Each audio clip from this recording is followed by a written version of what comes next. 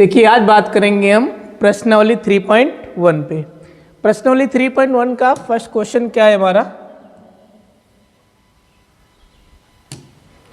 करा निम्न समस्याओं में रैखिक समीकरणों के युग्म बनाइए और उनके ग्राफीय विधि से हल ज्ञात कीजिए।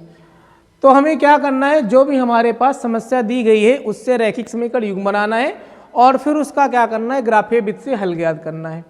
तो जैसे यहाँ पे पहला क्वेश्चन आप देख सकते हैं क्या है, कक्षा 10 के 10 विद्यार्थियों ने एक गणित की पहली प्रतियोगिता में भाग लिया।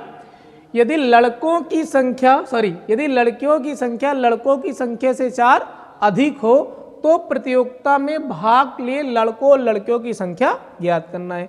पहला ये क्वेश्चन है।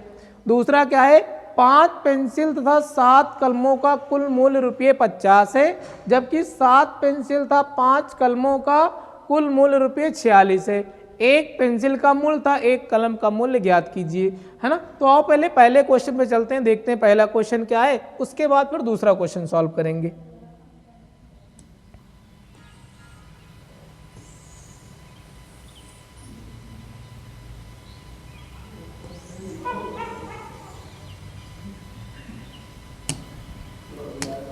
है ना।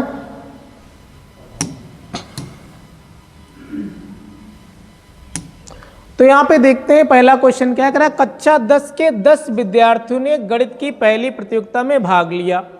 यदि लड़कियों की संख्या लड़कों की संख्या से 4 अधिक है, तो यहाँ पे हम क्या कर लेंगे, लड़कों की संख्या को मान लेंगे। तो अगर लड़कों की संख्या मान लेंगे तो लड़कियों की संख्या उसी के आधार पर लिख देंगे। तो मान लेंगे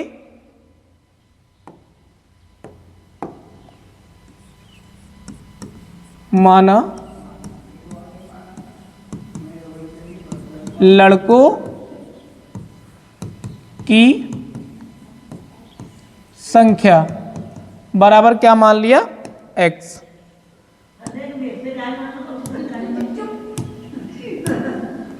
है ना। माना लड़कों की संख्या बराबर क्या है, x। अगर यहां से लड़कियों की संख्या की बात करें तो क्या हो जाएगी, लड़कियों की संख्या। तो जैसा क्वेश्चन में दिया है कि लड़कियों की संख्या जो है लड़कों की संख्या से 4 अधिक है, तो यहां पे लड़कों की संख्या क्या हो जाएगी, x + 4। अब कह रहा है कक्षा 10 के 10 विद्यार्थियों ने, यानी कक्षा 10 में कुल विद्यार्थी कितने हैं, 10 हैं। तो विद्यार्थी में लड़का और लड़कियां दोनों आ जाएंगी। तो अगर कुल विद्यार्थी की बात करें तो कुल विद्यार्थी यहाँ पे कितना दिया है, 10, और यहाँ अगर दोनों को मिलाएंगे तो x और प्लस क्या हो जाएगा, x + 4। तो यहाँ पे लिखेंगे क्या, प्रश्नानुसार क्या हो जाएगा, प्रश्नानुसार क्या हो जाएगा, x + 4 = क्या हो जाएगा, 10।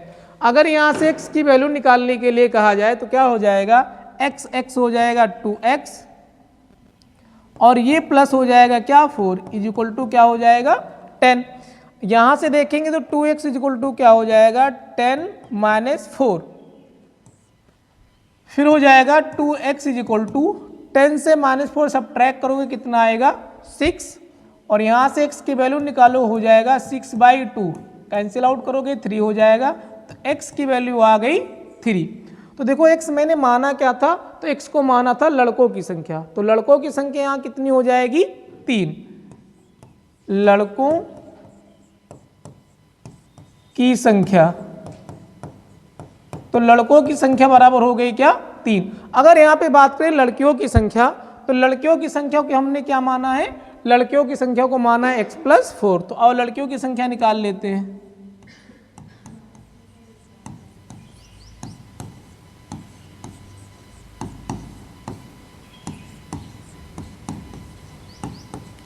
अगर लड़कियों की संख्या की बात करेंगे यहाँ पे, तो लड़कियों की संख्या क्या हो जाएगी, x + 4।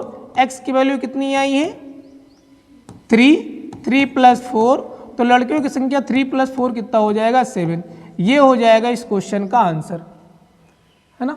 अब इसके बाद अगर हम इसी का दूसरा क्वेश्चन देखें, जिसमें क्या है, 5 पेंसिल था, 7 कलमों का कुल मूल्य ₹50 है, जबकि 7 पेंसिल और 5 कलमों का कुल मूल्य ₹46 है। एक पेंसिल का मूल्य था, एक कलम का मूल्य हमको क्या करना है, ज्ञात करना है। तो अब इसे देखेंगे।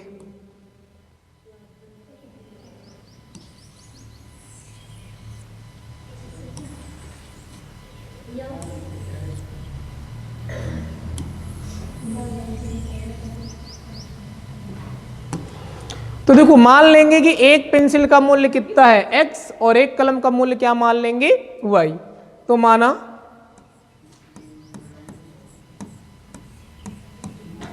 एक पेंसिल का मूल्य, एक पेंसिल का मूल्य क्या हो गया x, और अगर यहां से एक कलम का मूल्य निकालोगे तो क्या हो जाएगा, एक कलम का मूल्य निकालना क्या, इसको भी मान लेना है, इसको मान लेंगे क्या y। अब जो क्वेश्चन में दिया है उसके अकॉर्डिंग यहाँ पे क्वेश्चन बना लेंगे। क्वेश्चन में क्या दिया है, 5 पेंसिल था, 7 कलमों का मूल्य कितना है 50।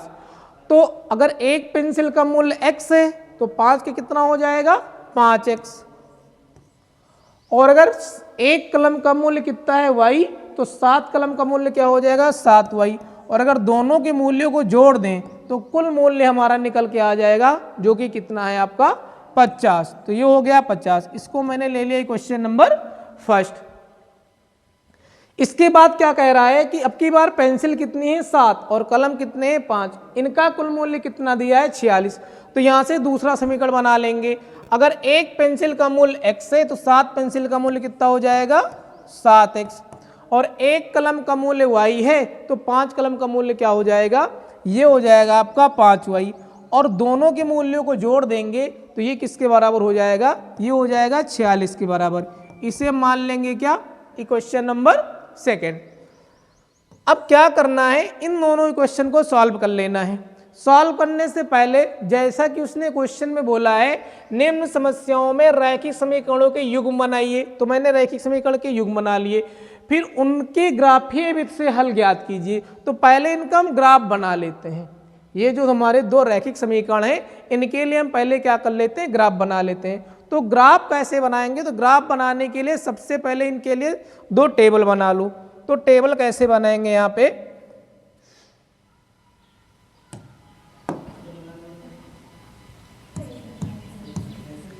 लिख लेंगे समीकरण 1 से,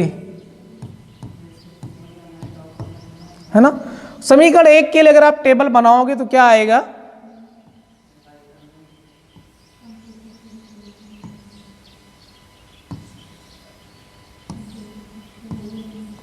ये हो गया x, ये हो गया y। अब देखते हैं यहाँ पे अगर हम क्या कर दें, पहले y की वैल्यू 0 रख दें, क्या कर दें, y की वैल्यू अगर यहाँ पे 0 रखेंगे तो ये पूरा का पूरा हो जाएगा 0। यहाँ पे 5x इक्वल टू क्या हो जाएगा 50, और x की वैल्यू निकालोगे तो 50/5 हो जाएगा, और 50/5 का मतलब है 10। x की वैल्यू यहाँ से कितनी आ जाएगी, 10 आ जाएगी। अब यहाँ पे एक बार आपने y की वैल्यू 0 रखी है तो एक बार x की वैल्यू 0 रख के देख लो। तो जब x की वैल्यू 0 रखोगे तो x का टर्म 0 हो जाएगा, 7y इक्वल टू 50 हो जाएगा। अब देखो 57 से कैंसिल आउट नहीं होगा, इसलिए जो y की वैल्यू आ जाएगी ये हो जाएगी आपकी 50/7। ये तो हो गया समीकरण 1 के लिए टेबल। अगर यहाँ से x y के आप कोऑर्डिनेट्स देखें तो यहाँ पे क्या हो जाएंगे इसके निर्देशांक, ये हो जाएगा आपका 10,0 पहला, और दूसरा हो जाएगा 0,50/7। अब समीकरण 2 से देख लेते हैं। समीकरण 2 से अगर आप समीकरण 2 के लिए यही ग्राफ बनाएं तो क्या बनेगा, सॉरी यही टेबल बनाएं तो क्या होगा, इसमें ये x हो गया, ये y हो गया। फिर से यहाँ पे वैल्यू पुट करो। पहले अगर आप y की वैल्यू पुट करते हो तो y की वैल्यू क्या आ जानी है 0, और अगर यहाँ से x की वैल्यू निकालोगे तो 7x इक्वल टू 46 हो जाएगा। तो x इक्वल टू क्या हो जाएगा 46/7। अब नेक्स्ट टाइम क्या करना है, नेक्स्ट टाइम हमको x की वैल्यू 0 पुट करना है। x की वैल्यू हमने यहाँ क्या किया 0 पुट किया। जब x की वैल्यू 0 पुट करेंगे तो 5y इक्वल टू 46 हो जाएगा, और y की वैल्यू यहाँ से फाइंड आउट करेंगे तो क्या आ जाएगा 46, और अपान में कितना आ जाएगा, अपान में हो जाएगा 5। अब यहाँ से अगर x कामा y के कॉफिशिएंट आप फाइंड करोगे तो x कामा y के कॉफिशिएंट क्या आ जाएंगे, तो ये आ जाएंगे आपके 46/7, एक ये हो जाएगा और एक कॉफिशिएंट हो जाएगा 0,46/5। अब इनके लिए हमें क्या करना है, ग्राफ बनाना है। तो अब अगर हमको कॉफिशिएंट अगर इनको हमको कोऑर्डिनेट्स पता है, निर्देशांक पता है, तो इनका हम क्या कर सकते हैं, ग्राफ खींच सकते हैं। तो देखते हैं इसका ग्राफ कैसे खींचेंगे।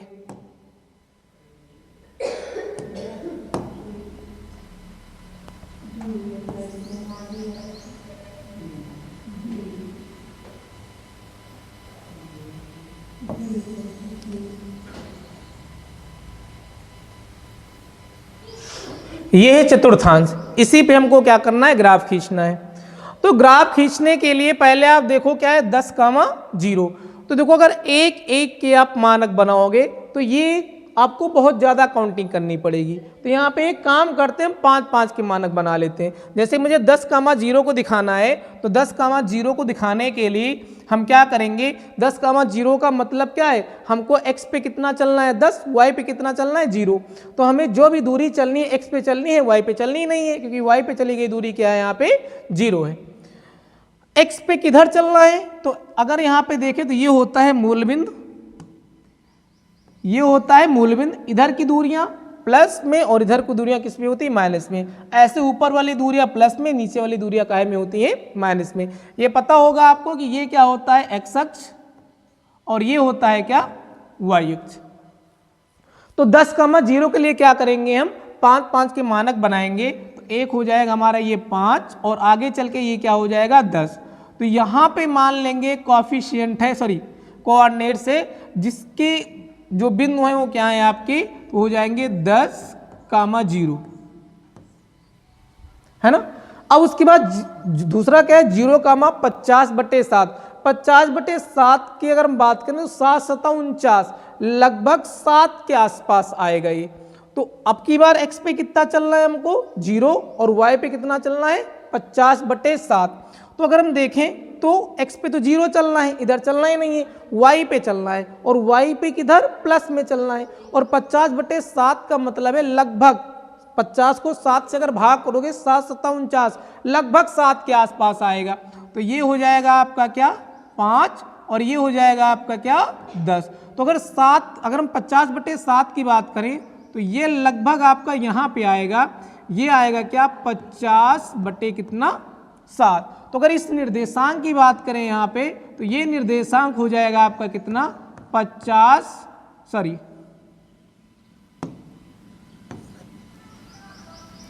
ये हो जाएगा आपका 0,50/7।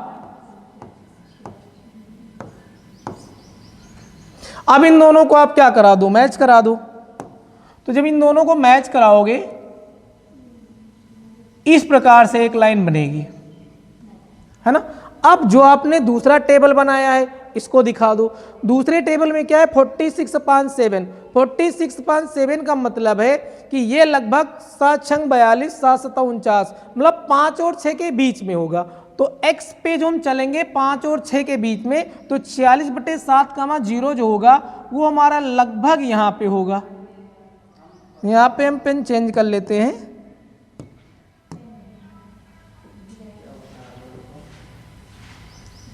ये लगभग हो जाएगा क्या हमारा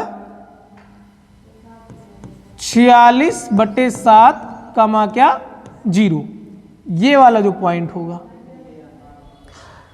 अगर ऐसे हम बात करें किसकी, अगला क्या है हमारा 0,46/5, यानी हमको अब की बार y पे कितना चलना है 46/5। 46/5 मतलब 5 9 45, ये 9 और 10 के बीच में होगा। तो ये वाला जो हमारा कॉफिशिएंट होगा ये वाला लगभग हमारा यहाँ पे हो जाएगा, और ये हो जाएगा आपका क्या 0,46 और बट्टे में कितना 5।